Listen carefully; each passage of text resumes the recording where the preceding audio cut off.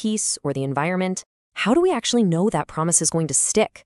Well, today, we're going to dive into the fascinating and kind of complex legal machinery that turns those international agreements into actual binding law. I want you to think of a treaty as the world's most important handshake. Seriously, it's an agreement that can literally reshape economies and even end wars. But unlike a regular handshake, this one is backed up by a whole set of rules designed to make sure nobody can just, walk away. So what are those rules? Let's find out. Okay, so let's start with the absolute basics. What exactly counts as a treaty? And why did the world decide it was so important to create an entire rule book just for these powerful agreements? At its heart, the definition is actually pretty simple. It's a formally concluded and ratified agreement between states. But it's that word, formally, that has all the power. That's what creates a real legal obligation where there wasn't one before. Now, just imagine for a second a world with no shared rule book for these agreements. It would be chaos, right? Every nation could interpret its promises however it wanted. It would lead to endless arguments and conflict. So the Law of Treaties exists to stop that from happening, to create a stable, predictable way for countries to work together. And this is it. This is the rule book we've been talking about, the 1969 Vienna Convention on the Law of Treaties, or just VCLT for short. This is the foundational text, the primary legal document that lays out how treaties are made, how they're interpreted, and how they end. Pretty much everything we're about to talk about comes back to this. So if a country decides it wants to get into a treaty, who actually has the power to sign on the dotted line? It's not as simple as you might think. You can't just send any old government official to the negotiating table. The magic words here are full powers. This is a formal document, basically a permission slip, that says this specific person has the authority to represent our country. And this isn't just red tape, it's a huge deal. It stops a country from backing out of a deal later by claiming their guy wasn't actually allowed to sign it. Of course, the top dogs like presidents, prime ministers, and foreign ministers, they get a pass. By virtue of their job, everyone just assumes they have this power automatically. And check this out. This is what we're talking about. In the real world, this is an actual instrument of full powers from Cameroon. You can see right there, it's giving the Minister of Economy the specific authority to sign a financing agreement. This piece of paper, this is the tangible proof that you can make a promise on behalf of an entire nation. Okay, now we're getting to the most critical part of the whole process. How does a country's consent turn a piece of paper into a binding legal obligation? This is the moment the handshake actually becomes law. This Latin phrase, pacta sunt servanda, is the absolute bedrock of all treaty law. It sounds fancy, but it just means agreements must be kept. Period. It's so fundamental that it's written right into the VCLT. Once a treaty is active, it's binding, and you have to follow through in good faith. It's the core promise that holds the entire international system together. So how does a country actually give its consent? Well, the VCLT lays out a few ways. Sometimes a simple signature is enough. That's it, you're in. But often, it's a two-step process that also involves something called ratification.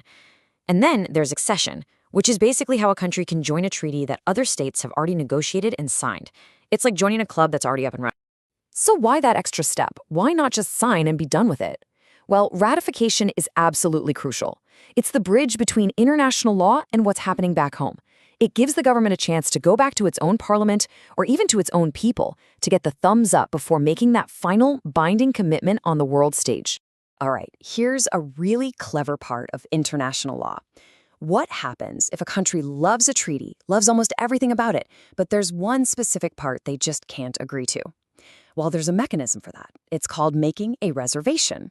A reservation is basically a legal tool that lets a state say, okay, we agree to this whole treaty, except for this one little article right here. It's a brilliant trade-off, really. It means you can get way more countries to sign on to a treaty, creating a broader agreement, even if it means not everyone is following the exact same set of rules. And a classic real-world example of this is Denmark and the Maastricht Treaty, the treaty that basically created the modern EU. In 1992, Danish voters flat out said no in a referendum. So what was the solution? Well, the other countries agreed to let Denmark opt out of 4 key areas.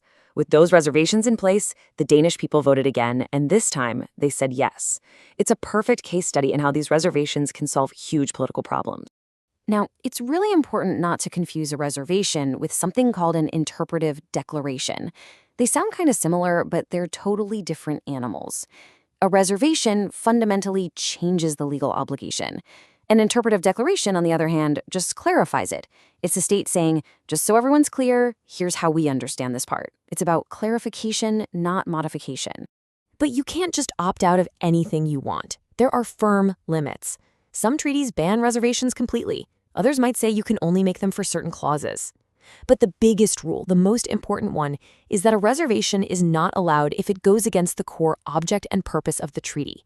You couldn't, for example, join a human rights treaty and make a reservation saying you still want to be able to commit torture. It just doesn't work that way. Okay, we've seen how treaties are born and how they can be tweaked. But how do they die? What happens when a promise is broken, or when the world changes so much that the agreement just doesn't make sense anymore? Well, since the whole system is built on consent, the reasons for killing a treaty almost always come down to a problem with that consent. As you can see, maybe there was a major mistake about a key fact when it was signed, or maybe a state was tricked by fraud, or its representative was bribed or threatened, or maybe the treaty itself goes against a fundamental law back home. And of course, it's not always so dramatic. Treaties can end in much quieter ways. They might just expire once their job is done, all the parties can just agree to end it, and a lot of treaties actually have built-in exit clauses that lay out a formal process for leaving, usually requiring a country to give about a year's notice before they can legally head for the door. So there you have it, from the incredible power vested in a single signature to the complex art of the legal opt-out. The Law of Treaties is this invisible architecture holding up so much of our interconnected world. But as global challenges keep shifting, and national priorities change, it leaves us with one last big question. In a world that's changing so fast, just how strong is this global handshake going to be?